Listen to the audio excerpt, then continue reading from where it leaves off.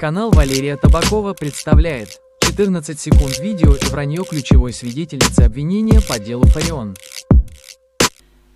Добрый вечер, уважаемые друзья, уважаемые подписчики и все, кто следит за резонансным уголовным делом об убийстве Ирины Фарион.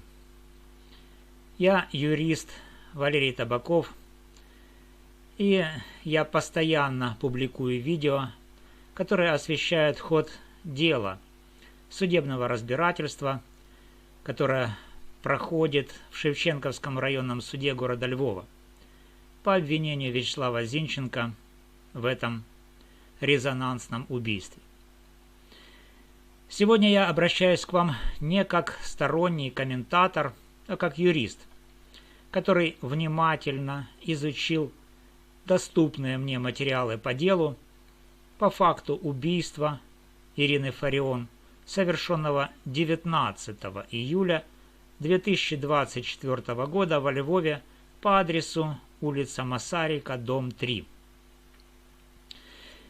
Друзья, я хочу обратить ваше внимание на одно крайне серьезное противоречие между показаниями ключевой свидетельницы обвинения, гражданки Бабюк, и объективными данными видеозаписи с камеры наружного наблюдения, которая зафиксировала события с 19 часов 18 минут 28 секунд по 19 часов 18 минут 42 секунды 19 июля 2024 года во Львове по улице Масарика 3, то есть ровно 14 секунд до момента выстрела и непосредственно в момент выстрела. И давайте разберем все максимально подробно и по порядку. Здесь нужно сказать, что ссылка на это видео будет размещена в описании к данному видео. Также я со временем размещу и в подсказках эту ссылку. А сейчас разбираемся.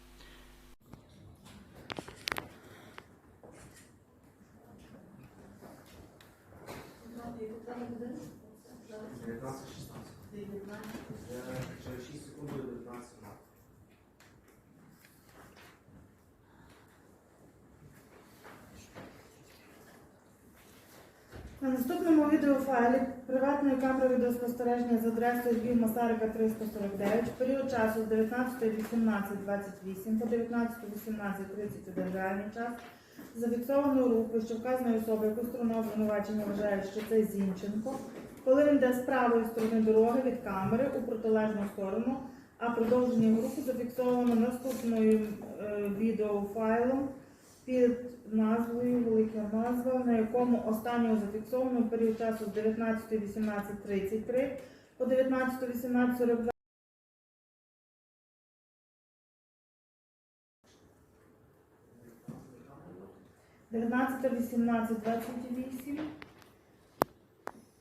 І до 19.18.42.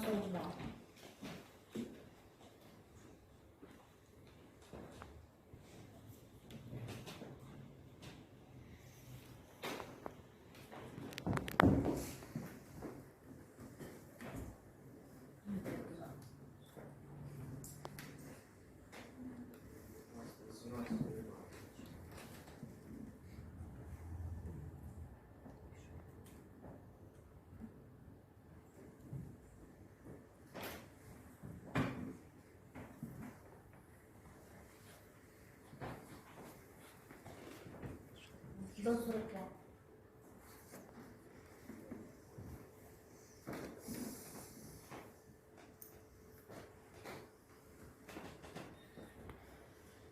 Далі на відеофайлі цієї ж камери, що розташована в квартирі 149 по вулиці Масарика 3, зафіксовано, що о 19:21:15 До половини другого двору, що зображено у відео, проходить жінка похилого віку, яка повертається одразу та рухається в протилежному напрямку.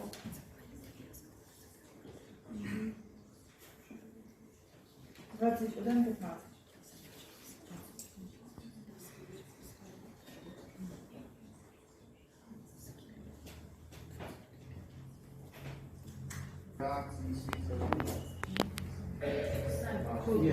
Шостий. Лишається. Слідчий експеримент за участю цього свідка також нами був досліджено попередніх судових засіданнях. Ми бачимо, як вона прогулюється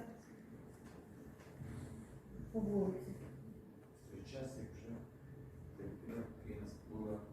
Не, але зараз вийдеш.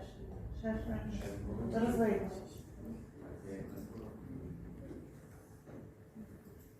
Тобто вона бачить особу, яка сидить на лавочці дуже добре. Зараз вона піде в зворотному напрямку.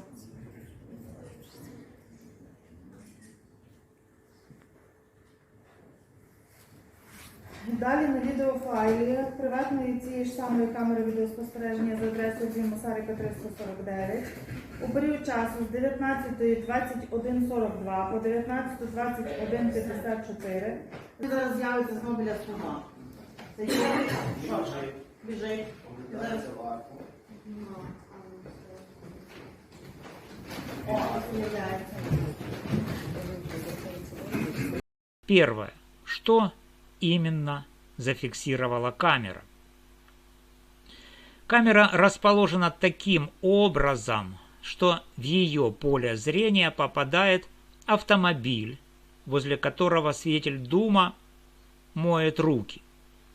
Пешеходная дорожка, по которой двигался ряженый в панаме и очках и красных рукавичках, так называемый ряженый. Вся центральная часть дорожки вплоть до уличного столба, который находится на расстоянии всего около 1 метра от того места, где впоследствии было обнаружено тело Ирины Фарион. Ноги потерпевшей в кадр не попадают, и это важно. Таким образом, видимая часть дорожки составляет примерно 10-12 метров, а слепая зона начинается только на последних 3-4 метрах непосредственно перед подъездом. Второе. Что утверждает свидетельница Бабюк в своих показаниях? Согласно протоколу допроса и последующим пояснениям в суде, Бабюк шла по вот этой вот пешеходной дорожке в том же направлении, что и убийца. Сначала она прошла мимо автомобиля, у которого свидетель мыл руки, свидетель Дума. Затем прошла мимо Ирины Фарион, которая стояла у подъезда, поравнялась с Фарион, отошла от нее приблизительно на 3 метра дальше, и только в этот момент, находясь спиной к Фарион, услышала звук, похожий на выстрел. Третье. Почему Бабюк обязана была попасть в объектив камеры, которая фиксирует, как Дума моет руки и как ряженый заходит в арку? Считаем физически. Средняя скорость пешехода, женщины 50-60 лет, составляет около 0,7 до 1 метра в секунду. За 14 секунд записи такая женщина прошла бы от 9,8 до 14 метров. Даже, друзья, если взять минимальную скорость 0,5 метра в секунду, очень медленно, за 14 секунд она прошла бы 7 метров. Из показаний Бабюк следует, что в момент выстрела она находилась всего в 3 метрах впереди Фарион. А это значит, что за те самые 14 секунд, которые фиксирует камера, она физически должна была пройти не менее 4-5 метров по полностью видимому камерой участку дорожки, от автомобиля Думы до края слепой зоны камеры.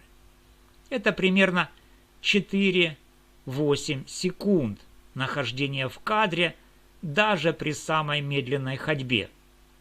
Но на видео за все 14 секунд ни одного кадра, ни одной тени, ни одного силуэта, который можно было бы идентифицировать как бабюк. Ее там просто нет. Четвертое. Что говорит прокурор Данилев? Прокурор Данилев в судебном заседании заявил дословно следующее. Бабюк вышла из поля зрения камеры за 1 секунду до начала записи, то есть до 19 часов 18 минут 28 секунд. Давайте проверим это утверждение, эту версию. Если бабюк вышла из кадра за 1 секунду до 19 часов 18 минут 28 секунд, значит, в 19 часов 18 минут 27 секунд она уже была на границе слепой зоны. Чтобы за 1 секунду дойти до невидимого участка дорожки,